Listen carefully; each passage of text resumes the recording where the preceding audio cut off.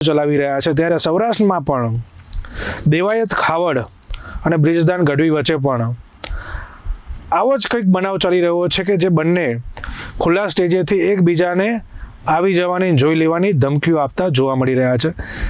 તેમને પણ સાંભળીએ કે તે બંને કલાકારો શું કહી રહ્યા છે। કે 2 વર્ષની વાતને વીતી ગયા છે।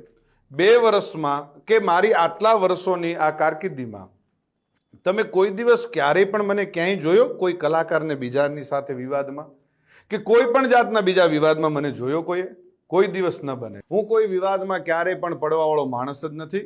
હું આ બધી બાબતથી બહુ પર રહેવાવાળો માણસ છું। આ ભાઈ છે ને એણે ખૂબ મારા ચાળા સમાધાન પછી કર્યા છે, પણ જેટલા સહન થતું હતું ત્યાં સુધી સહન કર્યું છે।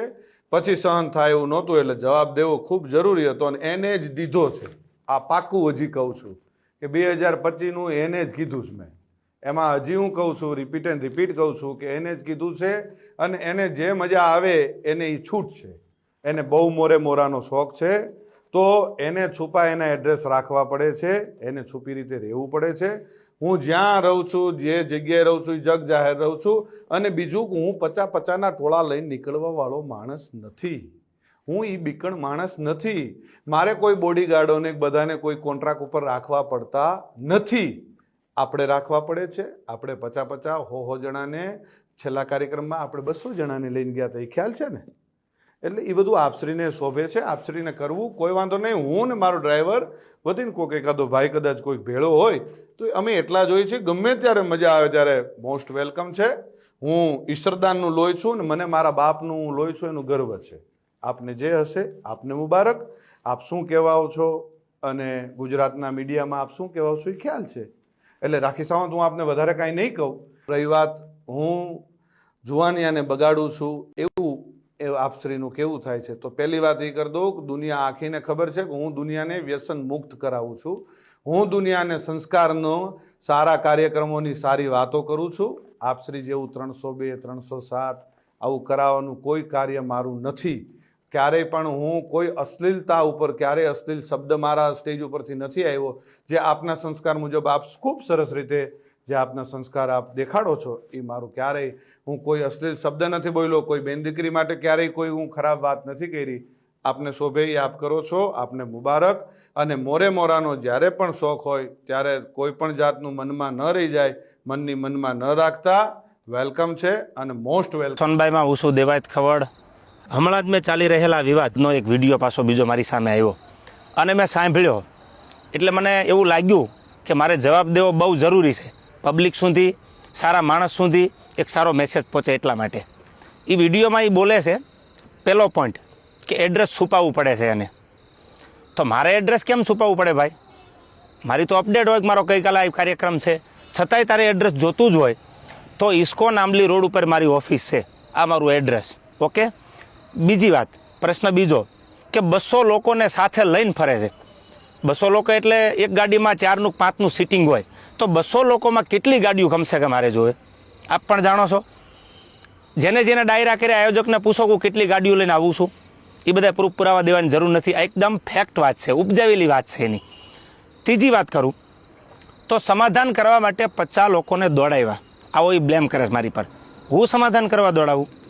તું એવડી મોટી કોઈ તોપ નથી તો હું સમાધાન કરવા માટે 50 લોકોને દોડતા। ઓથેન્ટિક પુરાવો કે તે જ્યારે આ બનાવ બન્યો 2 વર્ષ પહેલાં સોનબાઈમાના મંદિરે જ્યારે સમાધાન કરવાનું હતું ત્યારે પ્રવીણદાન ગઢવી એટલે કે મોગલ સેનાના પ્રમુખ, મને ફોન આવ્યો પહેલો દીપકભાઈ કાઠીનો અમદાવાદ કે પ્રવીણદાનને કામ છે। પ્રવીણદાનને કોન્ફરન્સમાં લીધા અને મને પ્રવીણદાને કીધું કે કોઈ પણ રીતે આ મામલો પતાવવાનો છે, તમે પ્લીઝ।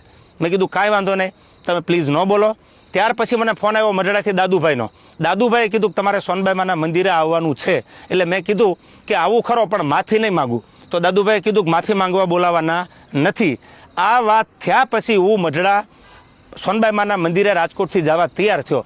એટલે તું એવી કોઈ મોટી તોપ નથી કે મારા સમાધાન માટે 50 લોકોને તારી પાછળ દોડાવવા પડે। મારે બહુ જાજી વાત કરવી નથી કારણ કે પબ્લિક પાસે, ઓડિયન્સ પાસે એટલો બધો સમય નથી આ ફાલતુ વાતું સાંભળવાનો।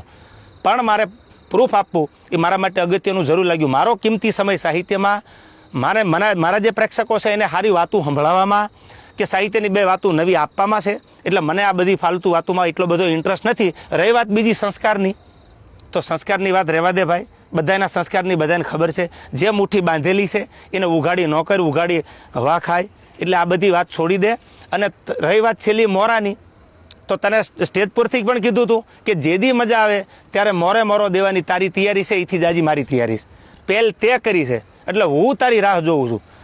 સમાધાન પછી સ્થિર પાણીમાં કાંકરીનો ઘા તે કર્યો છે, તો હું તારી રાહ જોઉં છું. આઈ એમ વેઇટિંગ ફોર યુ. કોઈ લાંબી ચર્ચા કરવાની જરૂર નથી. મેં આની પહેલાંય કીધું હતું ને, હજી કહું છું, ડાયલોગબાજી બંધ કરી દે. તારી રાહે રાહ છે, પહેલ તે કરી છે, મેં નથી કરી. તને જ્યારે મજા આવે ત્યારે મારી ઓફિસ છે ઇસ્કોન આંબલી રોડ ઉપર અમદાવાદ, તો ભલે. બાકી તને મારા બધા એડ્રેસ તારી સાથે જે બેસે છે એ મારી સાથે બેસે છે, એની બધી ખબર છે, પૂછી લેજો. ઓકે. આપને મારે એવું જણાવવું છે કે ગુજરાતે પોતાના સમયકાળ દરમિયાન અવનવા ભજનીકો જોયા છે, ડાયરાઓ પણ જોયા છે, પણ એમાંનું મારે એક નામ લેવું છે. જ્યારે દિવાળીબેન ભીલ એ ગુજરાતની કોયલ કહેવાય છે, અને તેઓને ભારત સરકારના ચોથું સર્વોચ્ચ સન્માન પદ્મશ્રી પણ મળ્યું છે. 1990ની અંદર દિવાળીબેન ભીલને આ સન્માનથી ભારત સરકારે નવાજ્યા હતા. ત્યારનો એક બનાવ જે જાહેર છે મારે આપની સમક્ષ જણાવવો છે કે ગુજરાતના કલાકાર કેવા હોય છે અને તેમનું સન્માન કેવી રીતે થતું હોય છે અને તેનો મલાજો કેવી રીતે જળવાતો હોય છે આપને જણાવું. જ્યારે આ રાષ્ટ્રપતિ ભવનની અંદર જે ઇનામ વિતરણનો કાર્યક્રમ પૂરો થાય છે, ત્યારે ઇન્દિરા ગાંધી દિવાળીબેન ભીલ પાસે આવીને એક ફરમાઈશ કરે છે કે મને ગુજરાતીમાં ગીત સંભળાવો. જોકે ઇન્દિરા ગાંધીને ગુજરાતી એટલું ખાસ આવડતું નથી, તેમ છતાં પણ તેમણે આ માંગણી દિવાળીબેન ભીલ પાસેથી કરી હતી. દિવાળીબેન ભીલે પણ એટલી જ ઉત્સુકતાથી તે વખતે ઇન્દિરા ગાંધીને મારે ટોડલે બેઠો મોર ક્યાં બોલે એ ગીત સંભળાવ્યું હતું. આવી જ રીતે ગુજરાતની અંદર ભજનીક નિરંજન પંડ્યા અને પ્રફુલ્લ દવે, તેનાથી પણ આગળ વધીને જ્યારે આપણે વાત કરીએ છીએ ત્યારે કીર્તિદાન ગઢવી છે. આવા અનેક કલાકારો છે કે તેઓને કોઈએ પણ એવું નથી સાંભળ્યું કે તેમને સ્ટેજ ઉપરથી જ્યાં ગુજરાતની સાહિત્યની વાતો થતી હોય છે, સંતવાણીની વાતો થતી હોય છે, ગુજરાતની અસ્મિતાની વાતો થતી હોય છે, ત્યારે તેઓએ કોઈ દિવસ જાહેર સ્ટેજ ઉપરથી એવું નથી કહ્યું કે હું તને જોઈ લઈશ, હું તને આમ કરી નાખીશ કે હું તને તેમ કરી નાખીશ. કેમ કે મેં પ્રત્યક્ષ રીતે જોઉં છું. મારો જે એક અનુભવ આપને જણાવું છું. ત્યારે અમદાવાદના એક કાર્યક્રમની અંદર એક લોક ડાયરો હતો, ત્યારે હું એ લોક ડાયરાને માણવા માટે ગયો હતો, અને ત્યાં મારા એક અંગત મિત્ર છે વિક્રમ લાબડિયા, અને તેમના પિતા ભૂદેવ લાબડિયા છે. તેઓએ મને સ્ટેજ ઉપર આમંત્રિત કર્યો હતો અને હું ગયો. હું સ્ટેજ ઉપર ચડ્યો ત્યારે એવું થયું કે ભૂદેવ લાબડિયાએ મને રોક્યો અને કહ્યું કે ભાઈ, મહેરબાની કરીને તમે તમારા ચપ્પલ સ્ટેજ ઉપરથી નીચે ઉતારીને આવો.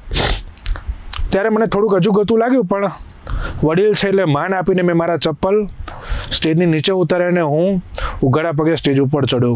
આખો કાર્યક્રમ પૂરો થયા બાદ મેં કશું પણ ના પૂછીને હું સ્ટેજ ઉપરથી નીચે ઉતર્યો, ત્યારે ભૂદેવ લાબડિયા મારી પાસે આવીને મને બોલે છે કે ખોટું ના લગાડતા.